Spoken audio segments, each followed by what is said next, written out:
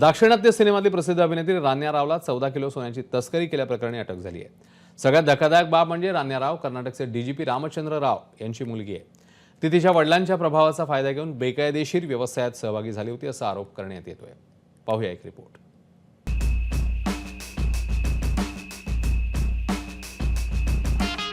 रान्या राव पहिली ओळख प्रसिद्ध कन्नड आणि तामिळ चित्रपट अभिनेत्री। दुसरी ओळख IPS रामचंद्र राव यांची सावत्र मुलगी। आणि आता रान्याची नवीन ओळख सोनं तस्कर। होय, तुमचा विश्वास बसणार नाही, पण बंगळुरू विमानतळावर सोनं तस्करीच्या मोठ्या रॅकेटचा पर्दाफाश झाला।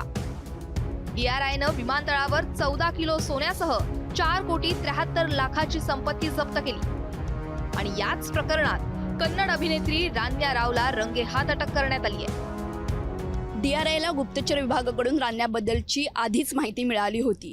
रान्या ही रविवारी संध्याकाळी दुबईहून बंगळुरू आंतरराष्ट्रीय विमानतळावर संध्याकाळी पोहोचली। त्यानंतर 15 दिवस आधीच रान्यानं दुबईच्या 4 फेऱ्या केल्या होत्या आणि त्यामुळेच रान्यावरचा संशय अधिक बळावला गेला। एमिरेट्सच्या फ्लाईटच्या लँडिंग नंतर रान्याला अतिशय सावधपणे महसूल विभागानं पकडलं। विमानतळावर पोलीस हवालदाराच्या मदतीनं रान्या पळून जाणार होती, पण तिचा प्रयत्न फसला। रान्या रावकडून काय हस्तगत करण्यात आलंय त्यावर एक नजर टाकूया। रान्यानं जॅकेटमध्ये 14 किलोपेक्षा जास्त सोनं लपवलं होतं। सोन्याचे अंदाजे बाजार मूल्य 12.56 कोटी रुपये। एका विशेष प्रकारच्या बेल्टमध्ये तिनं सोनं लपवलं होतं। त्याशिवाय 800 ग्रॅम सोन्याचे दागिने सुद्धा हस्तगत केले। रान्याच्या घराची देखील झडती घेतली। तिच्या घरातून 2 कोटी किमतीचे सोन्याचे दागिने आणि 2,67,00,000 रुपयांची रोकड जप्त केली आहे। The investigation is on. DRI, they are investigating the case. Until and unless they come out of with definite information, I won't be able to react to it. But yes, they are investigating. Let them complete their investigation. 32 वर्षाच्या या अभिनेत्रीने माणिक्य चित्रपटातील कामामुळे तिची ओळख निर्माण केली होती। त्यानंतर वागह पटकीतील तिच्या भूमिकाही विशेष गाजल्या।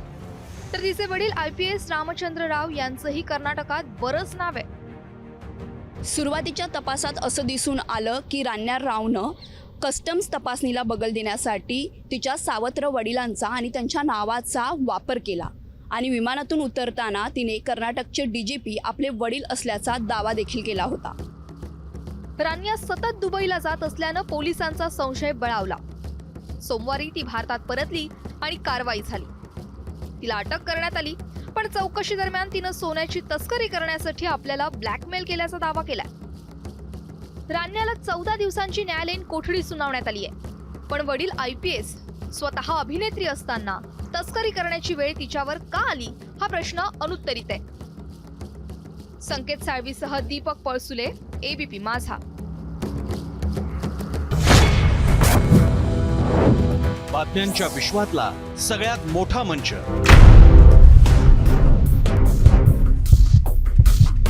अचूक, थेट आणि निष्पक्ष बातम्यांच्या त्याच जगात पुन्हा येतोय आणि घेऊन येतोय चर्चा जनहिताची। नमस्कार, मी प्रसन्न जोशी।